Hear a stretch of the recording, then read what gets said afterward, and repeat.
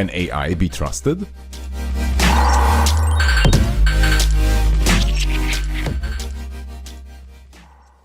Hello and welcome everybody. Thank you for being here this morning.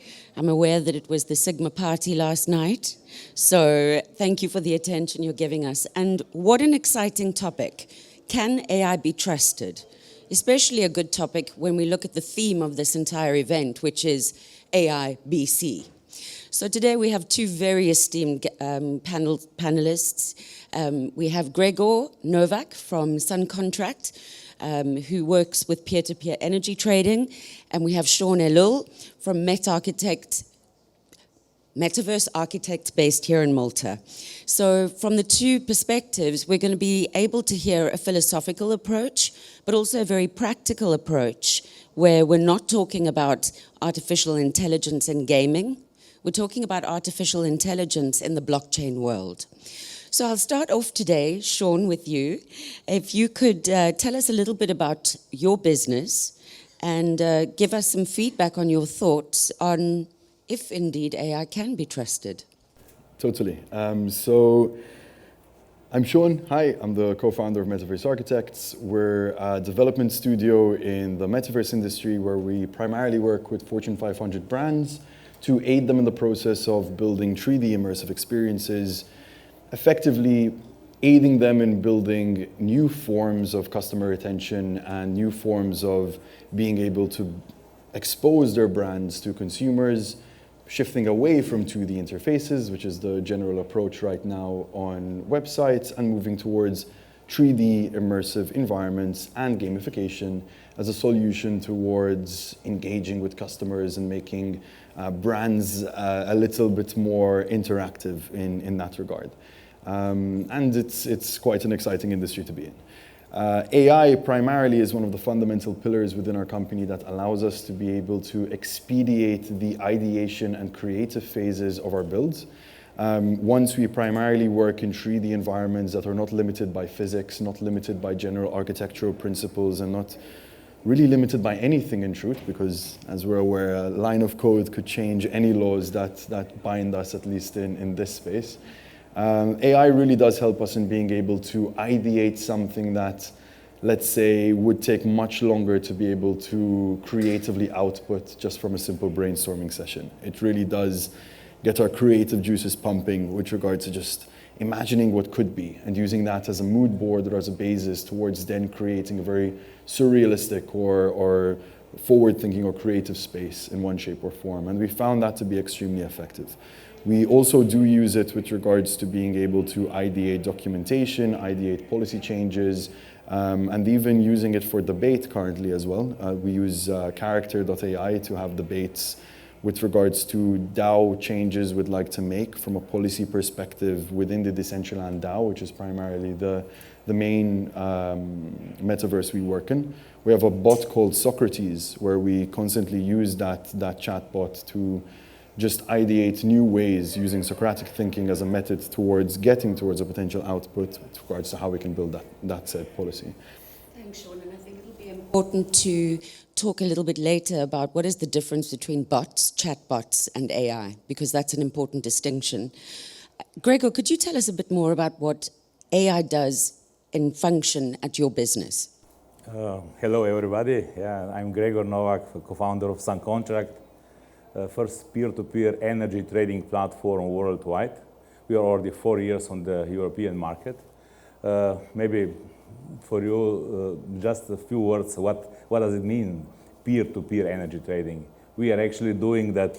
We connect energy producers, solar energy producers, hydro, just renewable energy producers, wind, cogenerations, those small production sites all around the country or around with consumers, which we are all consumers, or residential, industrial, or business consumers. We use energy, and we connect them peer-to-peer without intermediate, without, you believe it or not, without utilities.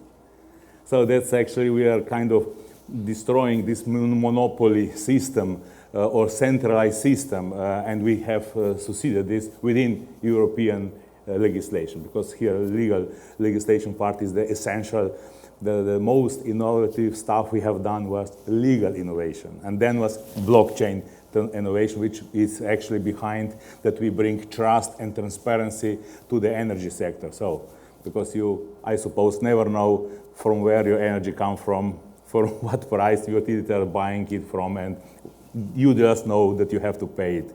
So in our case, you know from which source you are using energy, and you decide the price directly with the producer. So that's the innovation, that's the actually end product. And for that, of course, we are using blockchain. And if I'm coming now back to also to AI, actually this is pretty complicated system behind, but not for the user. User is like an Uber, you know. You just want to see what you have, and when you get it, right, and then you don't want to care about payments. You just want to sit in the car, and you are there and you go. So in this, what we have done this in energy. So you don't want to care exactly, but you see. But you know one thing. They're just renewable energies. So renewable resources in our platform. You see the prices, you pick one, or you decide what price you would like to have, then you set a price, and then you use energy. And all this behind, we do a lot of predictions. We know we have to learn the customers, because we don't know exactly when exactly you will use energy tomorrow, because energy products are each hour products, so that each hour is changing the prices, and also the system is working the way that has to be balanced in each 15 minutes. All production and consumption, we are obliged to balance, otherwise we pay penalties. So we have to manage our clients, and we have to manage the sources and also the consumption production, and to balance it, otherwise we pay penalties, and this of course is not a good stuff. So that's why that comes algorithms. Of course we can calculate some through algorithms, but algorithms are not enough. Then we do a lot of machine learnings. We go to the data of our customers, and they see, we try to learn from the history and to use these findings for predictions for their, let's say, supposed consumption in the future. And as well, on the other side, we have renewable energy sources, which we know they are not stable. Mostly they are not stable. They are just, depends on the weather, depends on the many factors. We have to conclude all these factors. We have to do predictions, and also the other side, and then merge those predictions to those. And then it's not the end of the story. But then we have to also to put into consideration also the other factors, like policy, like decision of Europe Commission, decision of the governments, which are, we cannot take it from the algorithms and so on. So that's all together we put, and then AI is coming, that we actually decide how we can do, that we do the best service, the best Uber drive for our journey for peer-to-peer energy customers. And this is actually the way we are doing on the concrete, and the blockchain here is a base. Blockchain we use for all the energy data, meters data, all the settlements on a daily basis. Imagine you get paid, or you pay energy on a daily basis in tokens. It's everything done in tokens. But of course, normal users, they can jump in euros, but then we convert to tokens. Tokens go through blockchain, and on the other side, they get euros if they wanna, or they get tokens, crypto tokens to get paid. So this is working already 4 years in the European market, and I think we are here the leaders. I'm sure you are super proud of what you've achieved, and I think one thing that AI will never be able to do is to accurately predict the weather. Because of course you rely on the sun for your solar panels. I mean, when we talk about AI in an environment like yours, what we're focusing on is the customer experience. Does the customer experience that they are going to get the best possible price? What does machine learning tell us about what customers are willing to pay and not willing to pay? There is this whole philosophical aspect, Sean, that I know that you feel passionately about. In your opinion, can AI be trusted in estimating or trying to predict what human behavior is? It all boils down to our understanding of trust as a concept. However, right immediately and practically, The biggest risk factor I see in that regard is no Skynet or iRobot kind of reality that most people tend to jump to immediately when they hear a question like, can AI be trusted? I think immediately right off the bat, the question needs to be, how are human biases, especially through the training systems of machine learning processes, impacting the output of different AI programs? So for example, how are already existing biases that we have as individuals or we have as consumers or trainers or creators of these programs, how are our innate human biases affecting the weights, affecting the algorithm to then output something that consequently is built on an already existing human bias? So that's question number one with regards to how bias can perpetuate an already existing problem and accelerate it to some degree just because it's capable of producing those outputs at a much faster rate than a human being can, and therefore perpetuating the biases that we ourselves actually implemented within that algorithm. I think that's practical risk number one. More towards the philosophical aspect, I think we sometimes, because it's a technology, so to speak, created in our own image, we tend to believe that, or tend to argue that AI could have this vengeful kind of approach or cause problems to us on a macro scale that could lead to a dystopian society or something of the sort. And I find that extremely interesting because I do feel it's primarily a very human conversation to have with regards to imagining what an AI that can't be trusted would be like. For example, I love blockchain because everything is transparent. It's a transparent, immutable ledger-taking system. My degree of trust in blockchain technology actually comes from needing to trust less rather than having to trust more, because everything is out there in the open and it's arithmetically built on mathematics and I can just see all the data. AI is similar in that regard, where the conversation flow or the logical flow is primarily mathematical, which is very different to how, as humans, we tend to communicate with each other, because primarily our communication and our philosophy and our reasoning is built on constructs rather than a mathematical and logical approach towards coming to a specific decision. And if there's just this point, is that constructs themselves are malleable. They depend on a perspective, and whether if something is good or bad or something is ethical or unethical often changes over time. Whereas irrelevant of what Orwell might say, 1 + 1 is always going to equal 2, at least from the mathematical aspect. And I think that's a really important point to keep in mind when trying to tackle this question from the philosophical approach. Such a good point there, because Orwell is a starting point for how people perceive that they're being watched or measured or predicted in some way, and indeed controlled. From a customer perspective, something that we often feel if we go onto a website and start chatting with a chatbot, I already want to tear my hair out. Because why? This chatbot hasn't learned enough about my particular needs. But at the same time, when someone puts a chatbot onto their site that can't answer my questions, my immediate feeling is, well, obviously you're not interested in learning about me and what I want to achieve by getting in contact with you, whether it's an internet service provider, whether it is trying to automate certain steps in the customer journey. We talked about bots, chatbots, and AI. Something that stands out when we talk about people.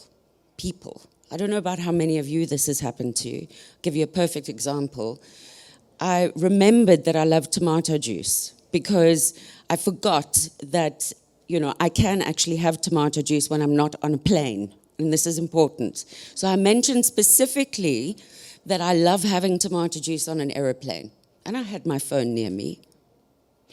So what happens from there? The next day in my Google feed, not just about tomato juice and the benefits of tomato, but also why people drink tomato juice on a plane, which, by the way, is because it has a high salt content, apparently. But what is the perception, do you think, of on the SunContract platform for people to think I actually can trust what what the AI machine is telling me? Can I trust that the prices that are being offered to me are relevant to me as a customer? What do you know about a customer? I can tell you maybe a few examples that will be maybe very understood. If I'm just looking your energy data you are consuming at home, with I don't need AI. I just do simple machine learning. I know exactly where you are home, and I can assume what you are doing at home. Whether you cooking, or whether you do something, or you're sleeping, or something. Whether you are on holidays or whether not. I mean, these data actually are sensitive because, if those data coming to the people, and that just last example, they know that you are not at home, they can do something bad to you. So, of course, we have to be very cautious about this. But all utilities, they have those data. They have it because they have smart meters, they have this data. But we see a machine learning and AI as a tool, whether it's used for good or for bad. And we like to use it for good. And of course, keep this data. We don't want to share this data to somebody to do damage to you. So let's say when I said you can choose, you can decide the price yourselves. Many people say, okay, I'm not expert on energy. I don't know which price is good. There are monthly packages and so on. It's very flexible, but still, it's sometimes we are not used to, because usually we pay this utility bill, it's done. Now the utility bill is high value, especially in companies, it's high value. Now it's 10 times, 6 times than used to be. And then it's essentially that they try to do something. And then that's why we developed a service, which is AI service, which you say, okay, we help you to decide whether this price is good or not, to make you as much savings as possible. This is actually, that's why we use. And we have this data because we have to have it because you are connected to the grid and we are your operator. And we analyze this data, we suggest you what price would be the best for you, and then maybe you just say, okay, service can do it for me, and then service is doing find the optimal ways, considering all this data, soft data, algorithmic data, the data from the utility meters. You can see immediately it's too many data, too much stuff there that you can consider by yourselves. You can just go by your, let's say, feelings, but it's not optimal. And then AI can do optimal and suggest you and make it for you, and then you go on the blockchain. But still, you can trust AI, or you do by yourself as well, or in parallel. Right. So we do everything. You have still all options, but you can also use AI to help you to decide, because on the field you are not an expert. This is a good point, because it's not just about exclusive AI or allowing a human to make a decision. That hybrid approach is important. I'm sensitive to time, so I'm just going to ask you, Sean, to summarize, and then we can put a couple of questions to the crowd. What would you say would be the greatest disadvantage of AI to people in the real world today? And what would be the biggest advantage, based on Metaverse architects and what you guys are doing? What do you mean by disadvantage to people? No, are there any disadvantages to users if there's AI in place? It's a good question. I really wish this panel is titled, Can We Trust AI, right? But from my perspective, I would ask, can we trust humans? Because, and it's such an important question to ask. We're part of the same species after all, but we are single-handedly the biggest threat to biodiversity and life as we know it, whether we like to hide that fact from ourselves or not. What I do find interesting and intriguing is that AI will not be blindsided by that fact, because the data is there and it's out in the open. And we do have a tendency to try and look away from something that looks ugly, to try and postpone having to deal with something that is difficult to do. But that isn't very logical. It's again, part of this construct. It's part of the emotional approach that we tend to have as sapiens. But if we were to break down, for example, how bees work, which is a fascinating species, which we're also driving to extinction, their primary communication pattern is fundamentally built on mathematics. In fact, we often, Neil deGrasse Tyson would call it our first contact story.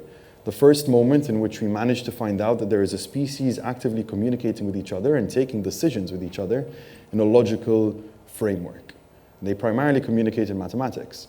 They're the only society that we have become aware of that is capable of coming to unanimous decisions with regards to how the hive and the colony is actually going to set up its hive, elect a queen, choose where they're going to move next, or when or where. And that is primarily done through communicating a mathematical framework, communicating through something that is not inherently susceptible to bias or a personal agenda, which, as we all know, is not the case with regards to humanity. So the disadvantage there is, how are we going to be using these systems and softwares? And we're not inventing something crazy new. Like being able to build something on a binary framework and on a mathematical framework and building something like a neural network is fundamentally reverse engineering the very parameters that make things work in our reality to begin with. It's just learning from our environment and engineering a new framework to be able to provide solutions.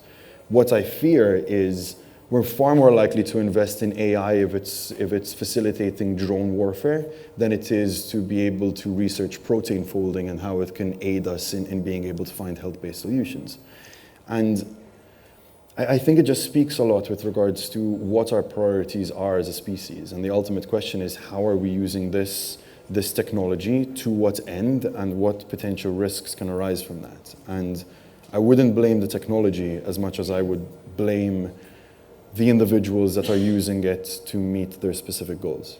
Thank you so much for that, Sean. I think that's a brilliant summary, because that one question, can we trust humans, really gives more weight to what AI can bring, and bees being a brilliant example, something we need to take example from.